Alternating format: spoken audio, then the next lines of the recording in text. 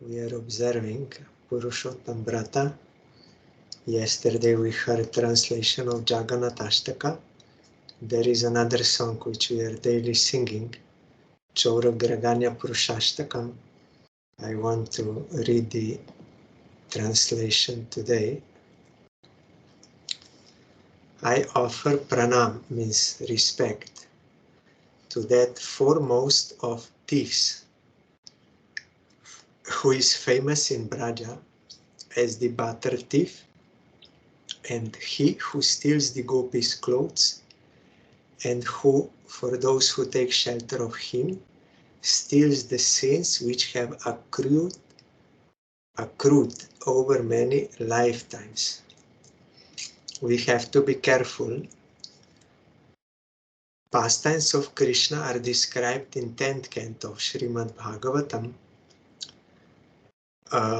and before that there are 9 cantos to learn the fundamental principle of who is Krishna. And in this, now we are hearing during Purushotam, even Brahma could not understand Krishna without his grace before surrendering to him. So once I got this experience, one new person was on our program, and I mentioned that Krishna is a thief. So that person became very much disturbed. How God can be thief? Stealing is a great sin. Like in Christianity, that is one of the deadly sins to steal. Then how God can have such character that he's. So then I understood that really to speak Braja Lila in public, especially the pastimes of Krishna with the gopis, it is not appropriate because people will misunderstand. There should be some foundation before. So Krishna is playing the pastime like human being, and he's actually not stealing from this is only outwardly. Lila is like that. In one sense, he's not stealing because he's, in reality, he's proprietor of everything. What is not his. So if he takes something, that he's not actually stealing from anyone because everything is his. But here in Braja, the thing is that gopis, elderly gopis, they want to feed Krishna with milk and yogurt and these things. But Krishna is asked Yashoda that I would like to take milk in that house. Then Yashoda said, no, why? We have enough here. Why you should go there? And Nanda Maharaj also does not allow. So Krishna, to fulfill the desire of those gopis, he goes to steal there. So that is not wrong. And another thing is, if you have to get it by stealing, it is more intense, more valuable. So for all these reasons, the Leela is made like that by Jogamaya in Vrindavan. So we should properly be trained in spiritual understanding and realization.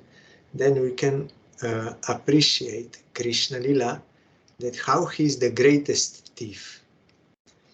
And here also it is mentioned, he steals the gopis' clothes. Gopis once, they were bathing and clothes were there outside on the bank, and Krishna stole, because gopis inwardly, they were always wanted to have Krishna as their husband, and they were praying to Katyayani and everything, but not outwardly showing, but desiring. So then Krishna at that time made such pastime that he stole all the gopis' clothes and he called them, now you come and take from me. And these pastimes is there to remove all shyness or all hesitation from devotee's heart to serve Krishna. All shyness and all hesitation is presented by this lila. Gopis, they have full surrender to Krishna, and they could do this. And it is for practitioners, is we have to give up all hesitation in service. We should be fully surrendered to him. We should be ready to sacrifice anything for his service. Like Srila Sridhar Maharaj told, die to live. Means this false ego of ulterior desires has to die in order to, for real ego, real identity to come out, and we can act from that real ego for the service of Krishna.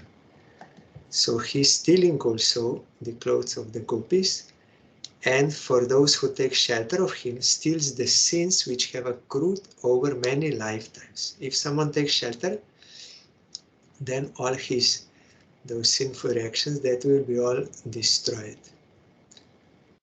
I offer pranam to the foremost of thieves, who steals Srimati Radhika's heart, means attracts her, who steals the dark luster of a fresh rain cloud, means he has that sort of color, as we are hearing also Brahma mentioned and yesterday in Jagannathashtaka, so that is his color, and who steals all the sins and sufferings of those who take shelter of his feet. He turns his surrendered devotees into paupers and wandering homeless beggars. Those who surrender to him, Krishna will gradually take away everything from them in order to make them more and more dependent on him. Or another meaning is devotees realize that everything belongs to Krishna. So they will become akinchan. They will not consider anything as my own. Everything belongs to Krishna. So we may see Ambarish Maharaj. He's the legal owner of whole world, but he's actually akinchan. He has no possession. He knows everything belongs to Krishna. Aho, such a fearsome thief has never been seen or heard of in all the three worlds. So Krishna will steal all this false proprietorship, misconception, that he will steal, means remove from our heart. Mere utterance of his name purges one of a mountain of sins. Such an astonishingly wonderful thief I have never seen or heard of anywhere. We have example in Bhagavatam, Ajamil. He was very sinful, but by previous Sukriti, he named his son Narayan, and at the time of death, he chanted out of fear Narayan, calling his son. And that utterance of Narayan, only a Namabhas, glimpse of holy name, destroyed the sins of that life and also of all other lives, and he got liberation only by glimpse of holy name, because there was no offense there present, so it was a glimpse of holy name, Namabhas. Then by hearing Harikatha from those Vishnu Dutas, he came to know about Supreme Lord and his relation with him. Then after being liberated, he went to the temple of Vishnu temple and was worshipping Vishnu favorably for his satisfaction. Then after 12 years, he reached Vaikuntha Dham for eternal service of Supreme Lord. O thief, having stolen my wealth, my honor, my senses, my life, and my everything, where can you run to? I have caught you with the rope of my devotion. So those who have devotion to Krishna, they are actually controlling him by that devotion. Like chaste wife, by serving husband, gradually he will come under her control. So Krishna also comes under the control of his pure devotees. That is his pastime, and he likes it. So here he is telling, you stole everything from me. because I'm your devotee, so now where you will run? I have caught you with the rope of my devotee. You're a thief, but you cannot run. You cut the terrible noose of Yamaraja, means one who will take shelter of Krishna, he will not see Yamaraja at all. Yamaraj is giving judgment about your good activities and bad activities and what you will get in that Pitriloka, some subtle suffering or enjoyment, and also then in next life what you will get. But those who are devotees, they will never see Yamaraj. They will cross over that court and they will go to transcendental realm. So you can cut. You sever the dreadful noose of material existence and you slash everyone's material bondage. But you are unable to cut the knot fastened by your own loving devotees. Because he is bound by that, and we are hearing during Kartik that Damodar Lila, Krishna is bound by the ropes of love of Mother Yashoda and cannot release. So he can cut everything, but this he cannot cut. But this is not to be cut, is the point. O stealer of my everything, O thief, today I have imprisoned you in the miserable prison house of my heart, which is very fearful due to the terrible darkness of my ignorance. And there, for a very long time, you will remain receiving appropriate punishment for your crimes of thievery. Once in our Calcutta mat, some days back I mentioned about Srila Bhakti Pragyan Hrishikesh Maharaj, one Gurudev's god brother, pure devotee, Prang Gurudev disciple. So once I was in his room and we were, he's the one who was chastising me. Why I'm suggesting to him about the rooms. So out of causeless mercy, he chastised me and blessed me in that way. And one time he was explaining some Harikatha, then he said this, and I felt he realized this point. He said, then when you will perform bhajan, sadhana and bhajan you will do, then gradually you can arrest Krishna in your heart. He cannot go out of your heart. You will arrest him. This word he used in English. You can arrest him in your heart, then he cannot go out. Gradually you can attain that. And then he said, and about this point, your Gurudev will explain to you very nicely. You go to him and he will explain to you very nicely. But that time I felt that he realized this point, how a devotee can arrest Krishna in his heart. So then I told Gurudev that Hrishikesh Maharaj sent me, and Gurudev smiled and he said that Sadhu Sangha is very good. Then we get to hear about Krishna like this. So I will have to hear again. I have that recording. I forgot, but this point I remember that you said this is the benefit of Sadhu Sangha. Always you will hear about Krishna. So it is possible if someone really completely surrenders to Krishna and serves him, then Krishna will appear in his heart and will perform his pastimes and cannot leave. Always they will keep him. So here he is telling Balavacharya, this is very dark my heart, so much ignorance and these things. So in that prison house you will remain for a long time because you stole everything from me. You're a thief.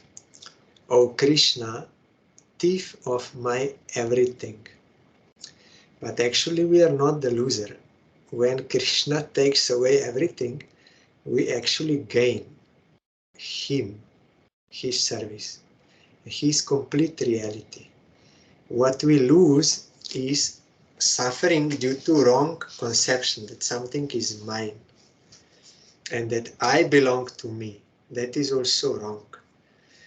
There are jnanis and yogis, they will think I am independent and everything I achieved by my own effort.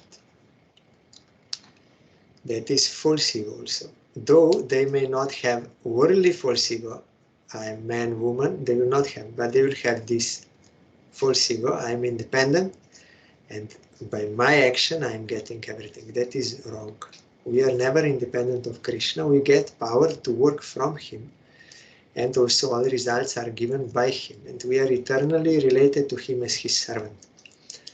So when Krishna steals everything from his devotee, all those misconceptions and false proprietorship, then actually you will gain everything. Krishna is everything. When you become a son of a king, then everything is yours automatically in that relation. So devotees, they are not that. Mahaprabhu told to that Sridhar, why you are so poor? You are worshipping Krishna, husband of Lakshmi, Narayan, husband of Lakshmi. Why you are so poor?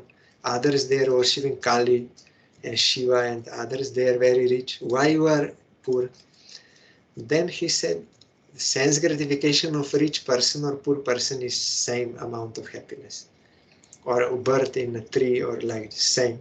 So what is the necessity of that?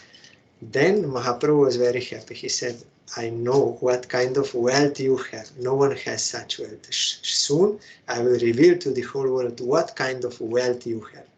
So Mahaprabhu showed later in that Mahaprakash Lila that he offered him everything. Yoga, siddhis, liberation, money, position, everything. But Sridhar said, no, I don't want anything. Then what you want? He said, I want that Brahmin boy who quarreled with me for bananas.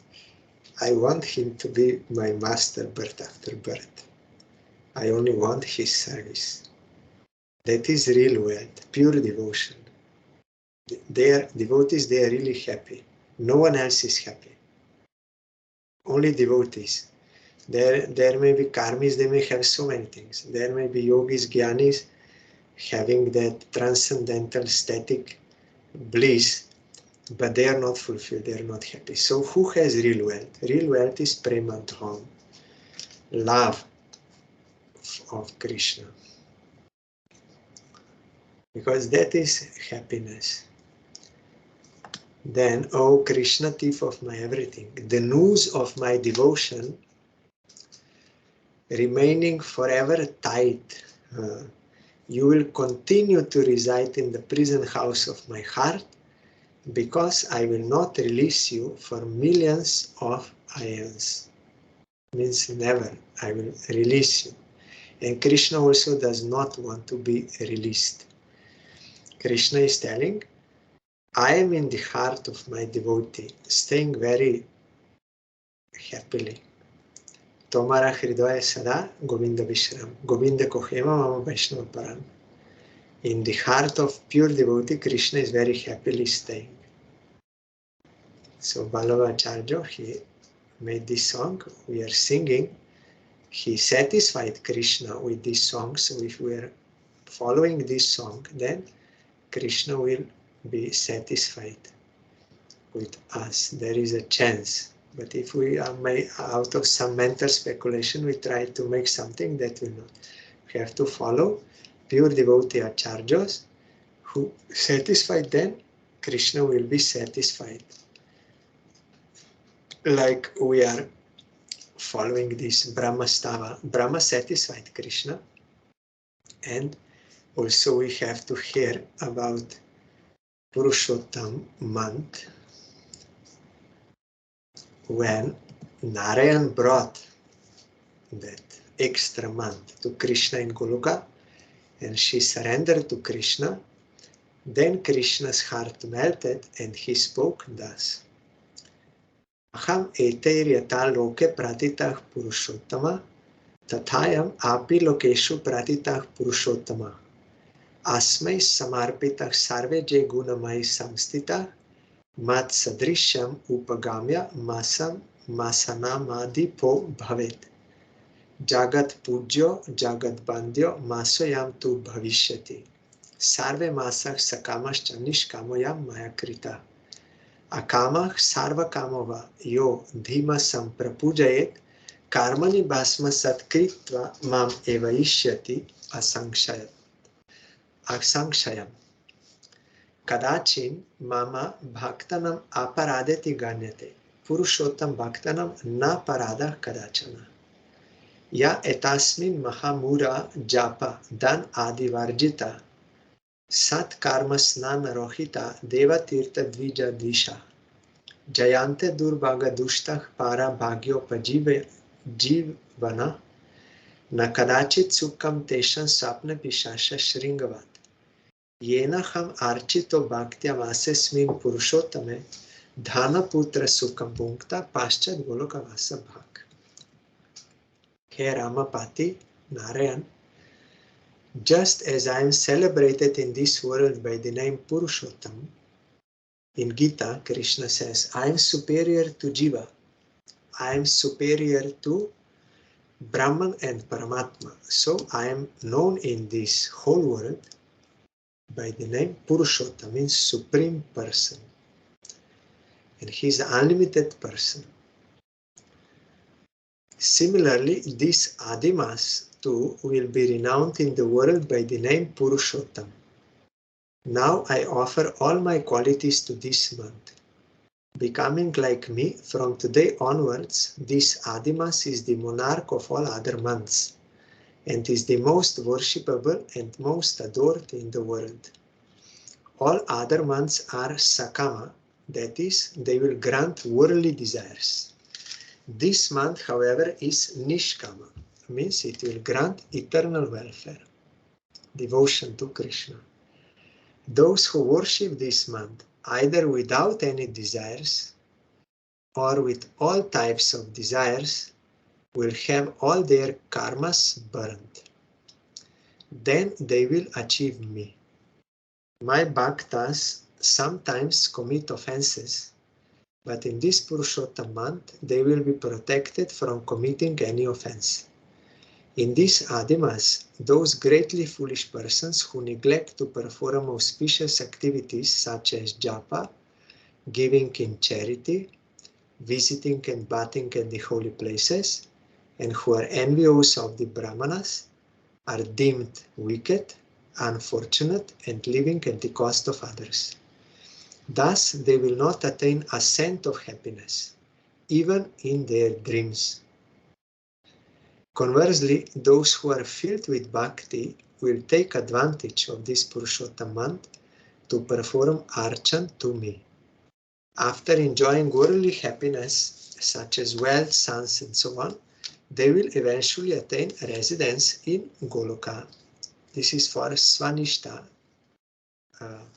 practitioners, but for Parinishtita and Nirapeksha devotees, they will directly feel transcendental happiness immediately by serving Krishna, and ultimately they will also enter into his eternal realm by his will. And during Purushottam month, we have to daily hear Srimad Bhagavatam. It is instructed. We are hearing the prayers of Brahma to Supreme Lord. He could not recognize Krishna as Supreme Lord, but then when he surrendered to him, he understood by his grace. And now he is offering prayers to him.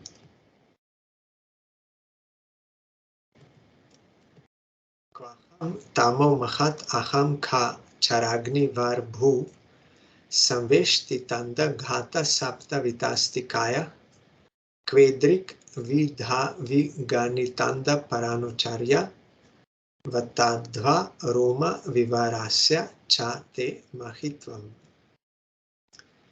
What am I? A small creature measuring 7 spans of my own hand. I am enclosed in a pot-like universe composed of material nature, the total material energy, false ego, ether, air, water, and earth.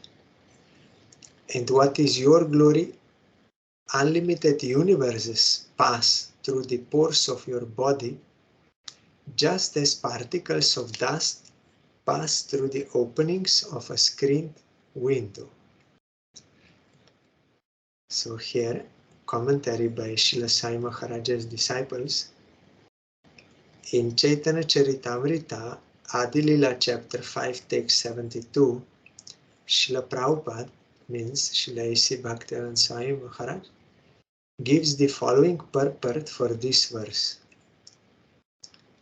Then Lord Brahma, after having stolen all Krishna's calves and cowherd boys, returned and saw that the calves and boys were still roaming with Krishna. He offered this prayer in his defeat.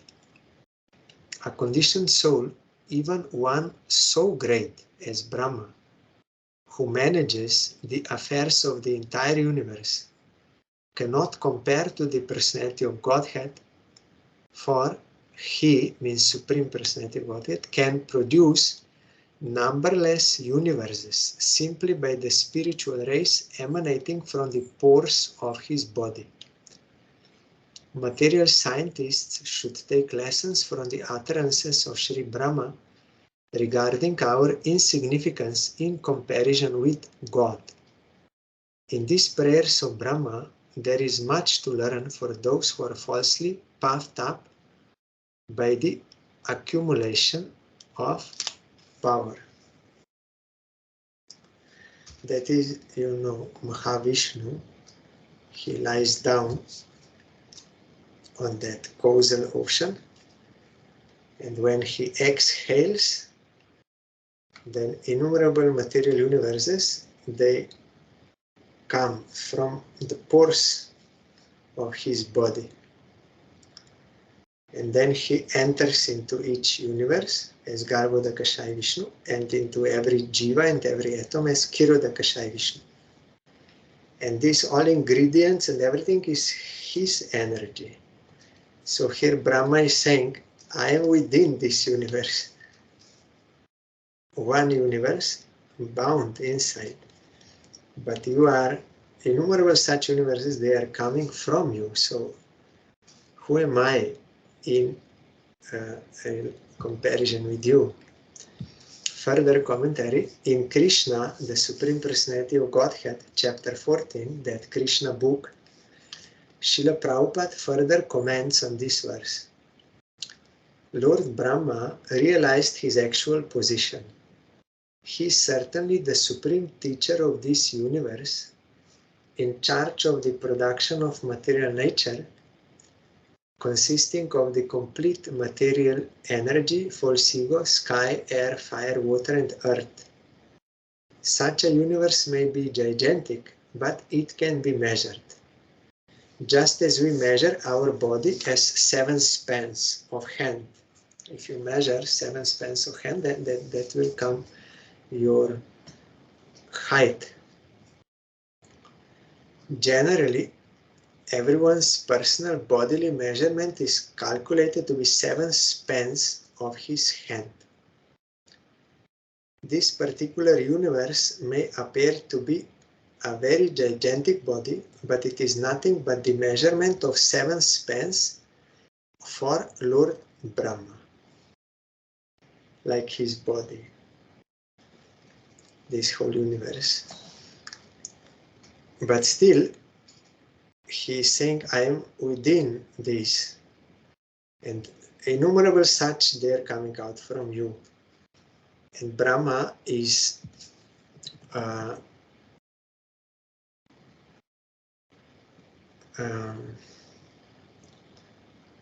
yes, he is the secondary creator First, Krishna manifests from Prakriti,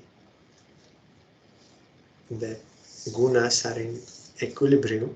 He agitates that.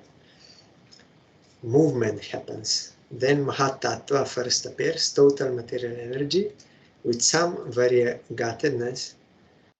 Then Ahankar comes out, and Ahankar is of three types, Sattvic, Rajasic, Tamasic.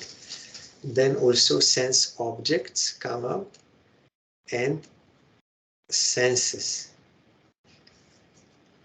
And 5 elements, material elements, earth, water, fire, air, sky.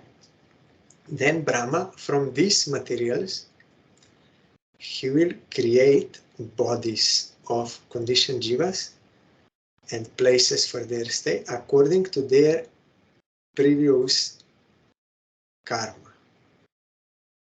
That is in Shastra, in Bhagavatam. That is his job, that is his duty, but he's not creating out of nothing. Krishna can create out of nothing, but not Brahma.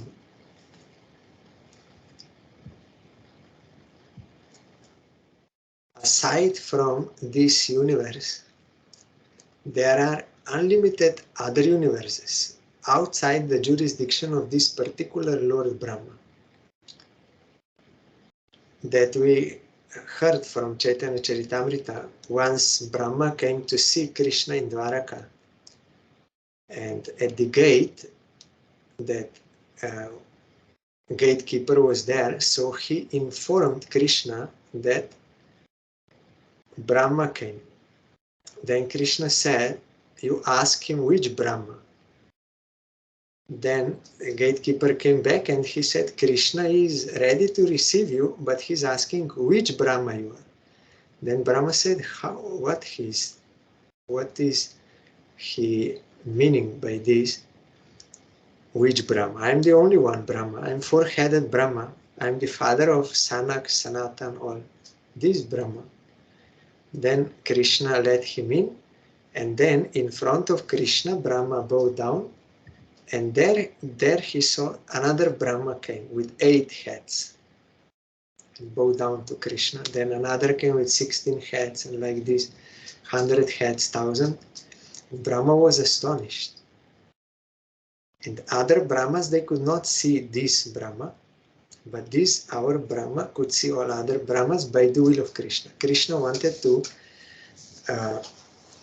make him understand that he's not only Brahma or greatest Brahma. So that time Brahma also felt small as a rabbit in front of elephants. Because for each universe there is separate Brahma who will manage that universe, and according to the size of the universe, so many heads of Brahma are necessary.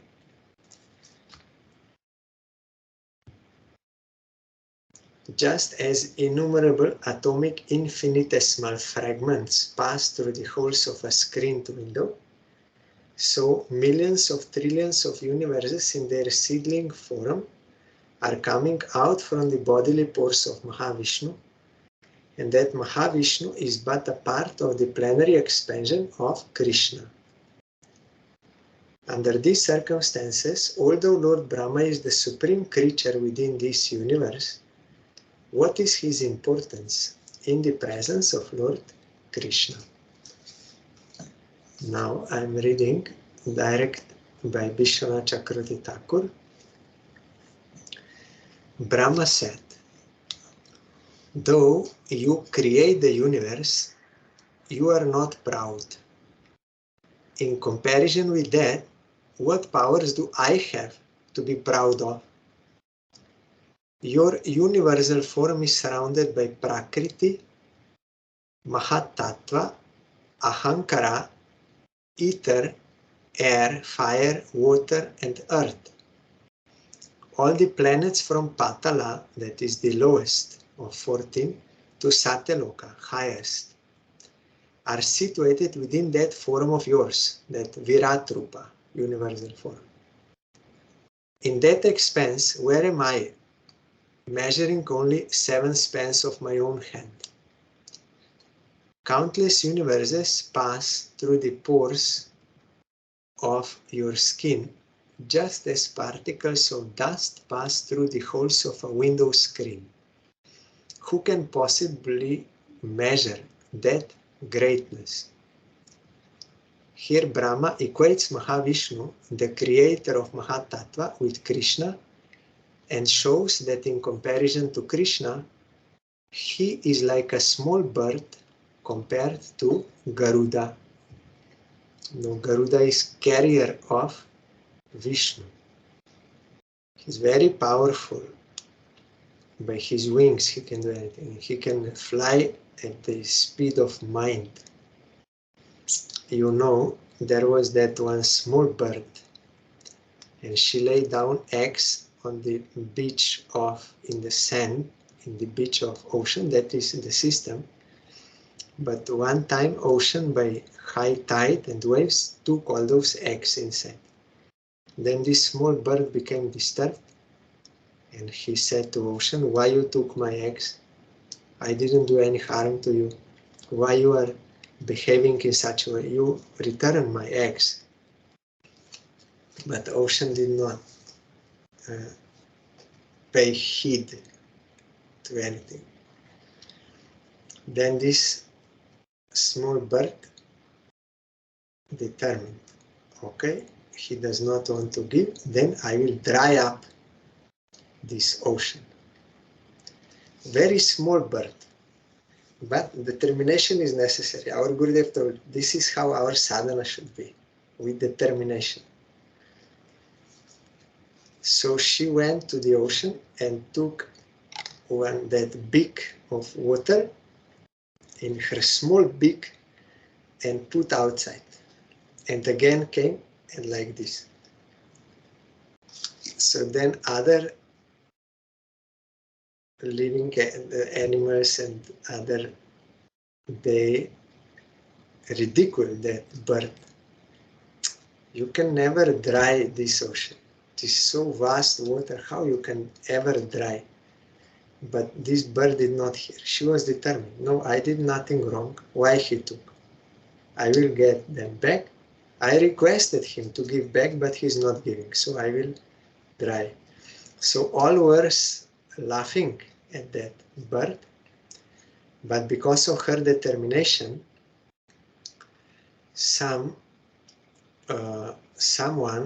went to Garuda and said to Garuda, there is one of your species, bird. One bird is there, and everyone is laughing at him. So it is blaspheming your whole species of birds. You go there and tell her that she should not do this foolish act. Otherwise, the whole species of birds, we are being ridiculed. Then Garuda went there and he asked that small bird, what happened? Then he said, I did nothing wrong. It is my system by nature that I have to put eggs here, but he took my eggs. So I will dry him up because I requested him, but he does not want to give. Then Garuda, oh, is this so? Then he threatened the ocean. Garuda, he said, ocean, if you will not give your eggs back, then I will destroy you. I will dry you up with my wings. Then ocean became afraid and immediately gave back those eggs to that small bird. So our Gurudev told, with firm faith that Krishna will surely grace, and with firm faith in instruction of Guru, we should, with great determination, we should go on doing our service to Krishna, and surely Krishna will grace, seeing our sincerity. He will come at our back. He will come at our back. Guru, Vaishnavas, they will come at our back. They will give us help, support, everything when they will see our sincerity of effort and determination. Then nothing is impossible. Even that which is impossible, it is possible by Krishna's grace. From our part, only we have to give all our wholehearted endeavor with determination, like this bird, small bird, but he gave full capacity, he gave in his effort, so he ultimately was successful. Like that, we will also be successful if we have this full effort and determination. So I'm reading the next verse, and tomorrow we'll hear explanation.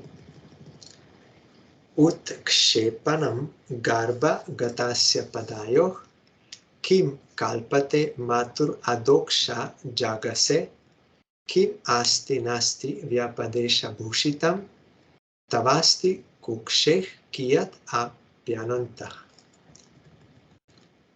O Lord Adokshaja, that means one who reserves the right of not being exposed to human senses, gross or subtle, means transcendental supreme Lord.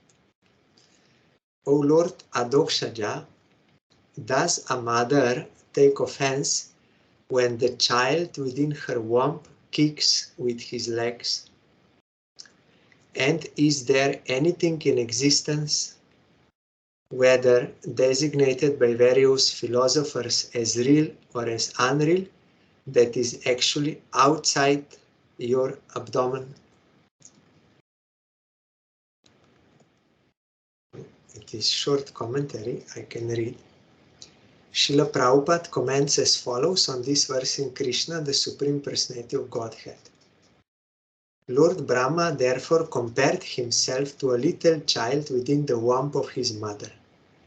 If the child within the womb plays with his hands and legs, and while playing touches the body of the mother, is the mother offended with the child? If you kick someone, then he will be offended. But if kicking like inside the mother, that is another thing. Of course she isn't. Similarly, Lord Brahma may be a very great personality, and yet not only Brahma, but everything that be is existing within the womb of the Supreme Personality of Godhead, as seen by Mother Yashoda. When Krishna opened his mouth, everything was within him. The Lord's energy is all-pervading. There is no place in the creation where it is not acting. Nothing is outside of Krishna, so nothing can run out of, can go out of control. Everything is under control of Krishna, and he's all good. Since everything is existing within the energy of the Lord, Lord Brahma of this universe, and the Brahmas of the many other millions and trillions of universes are existing within the energy of the Lord. Therefore, the Lord is considered to be the mother, and everything existing within the womb of the mother is considered to be the child. And the good mother is never offended with the child, even if he touches the body of the mother by kicking his legs. So Brahma is here praying for mercy in this way. I am only a child in your womb, so you will not take any offense, like mother is not taking offense. In this way, he is humbly praying to Krishna to forgive him and to be merciful to him. Tomorrow we will further hear.